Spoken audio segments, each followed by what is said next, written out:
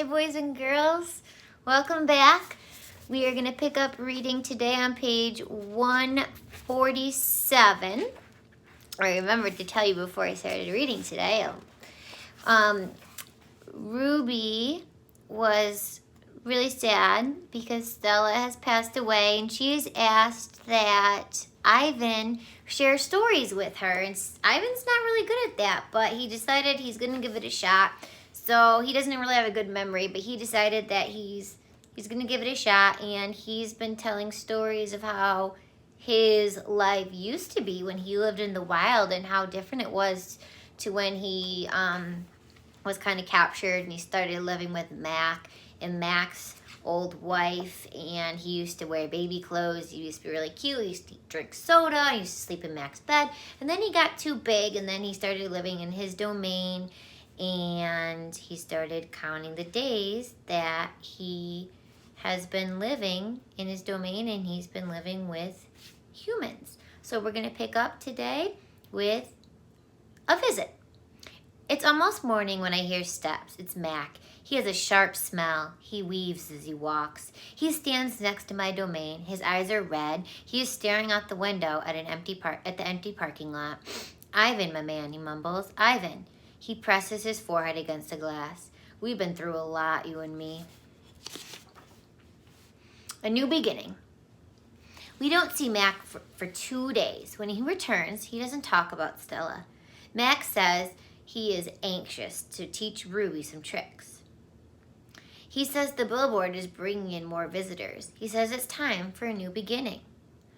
All afternoon and into the evening, Mac works with Ruby. Ruby's feet are looped with rope so that she cannot run. A heavy chain hangs off her neck. Mac shows her Stella's ball, her pedestal, her stool. He introduces her to Snickers. When Ruby obeys Mac, he gives her a cube of sugar or a bit of dried apple. When she doesn't, he yells and kicks at the sawdust. When George and Julia arrive, Mac is still training Ruby. Julia sits on the bench and watches them. She draws a little, but mostly she keeps her eyes on Ruby. Bob watches too. He's hiding in the corner of my domain under knot tag. It's raining outside, and Bob does not like damp feet. Ruby trudges behind Mac, her head drooping. Endlessly, they circle the ring. Sometimes Mac slaps her flank with his hand. Suddenly, Ruby jerks to a stop. Mac pulls the chain hard, but Ruby refuses to move. Come on, Ruby. Mac is almost pleading.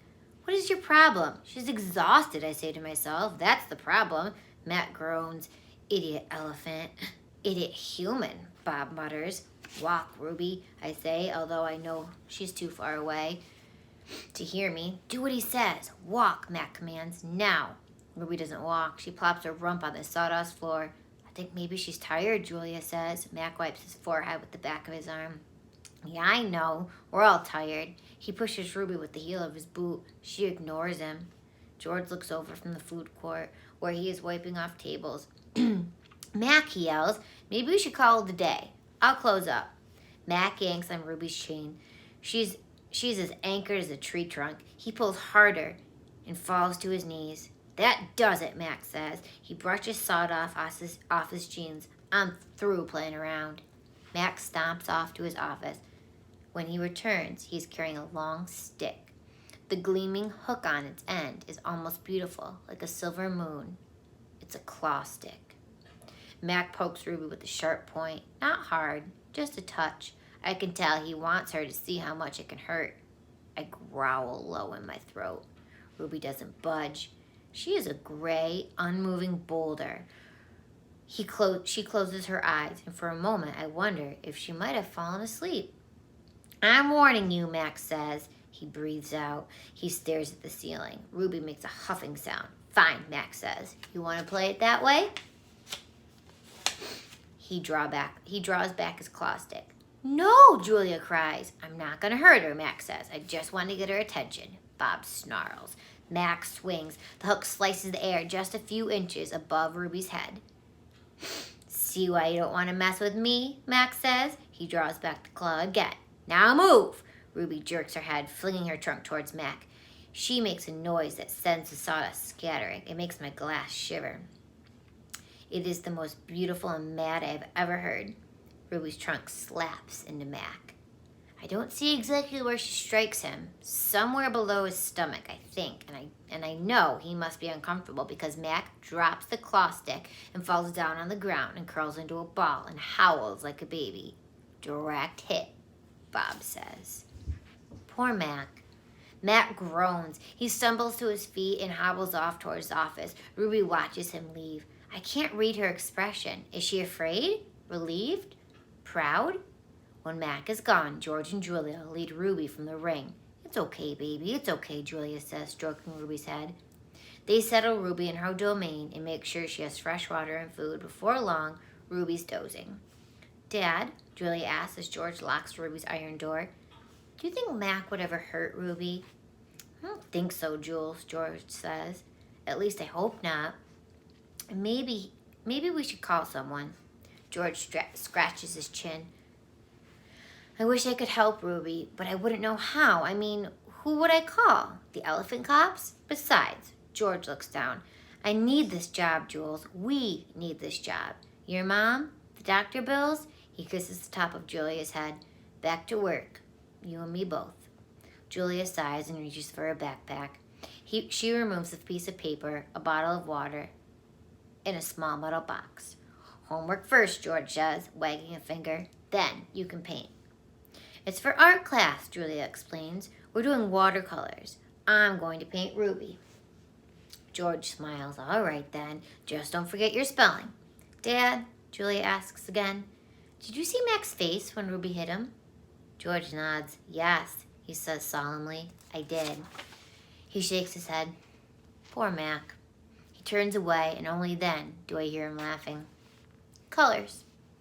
Julia opens the metal box. I see a row of little squares, green, blue, red, black, yellow, purple, orange. The colors seem to glow.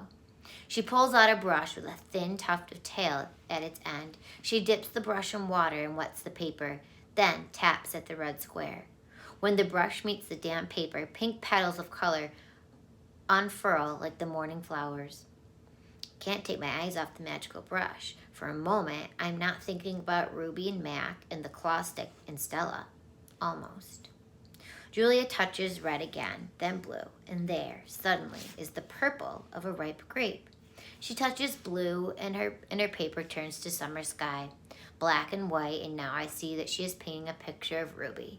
I can make out her floppy ears, her thick legs. Julia stops painting. She takes a few steps back, hands on her hips, gazing at her work. Julia stops painting. She scowls. It's not right, she says. She glances over her shoulder at me. I try to look encouraging. Julia starts to crumple up the paper, then reconsiders. Instead, she slides it into my cage at the spot where my glass is broken. Here you go, she says. A Julia original. That'll be worth millions someday. Gingerly, I pick up the paper. I do not eat a single bite of it. Oh, hey, I almost forgot. Julia runs to her backpack. She pulls out 3 plastic jars, one yellow, one blue, one red. She opens the jars, and an odd, not food smell hits my nose. Julia pushes the jars one by one through the opening. Then she slides some paper through. These are called finger paints, she says. My aunt gave them to me, but really, I'm too old for finger paints. I stick a finger into the red jar. The paint is thick as mud. It's cool and smooth like banana underfoot. I pop my finger into my mouth. It's not exactly ripe mango, but not bad. Julia laughs. You don't eat it. You paint with it. She grabs a piece of paper and presses her fingers on it. See? Like this. I place my fingers on a piece of paper. I lift it, and a red mark is there. I get a bigger glop from the pot and slap my hand down on the page. Then I'll pull my hand off the paper. It's red. Twin stays behind. It's like the ghostly handprint on my glass, the one my visitors leave. This handprint can't be too easily wiped away. And here is Arden's handprint. And I'm going to stop right there today because I don't know if you heard, but my pump's beeping. Which I wonder if you missed that sound. So I have to go turn off my beep. But But I hope you enjoyed the story today, and I will read to you tomorrow. Actually, and we get to have our Zoom meeting tomorrow at 1 o'clock. So I'll see you then. Bye-bye.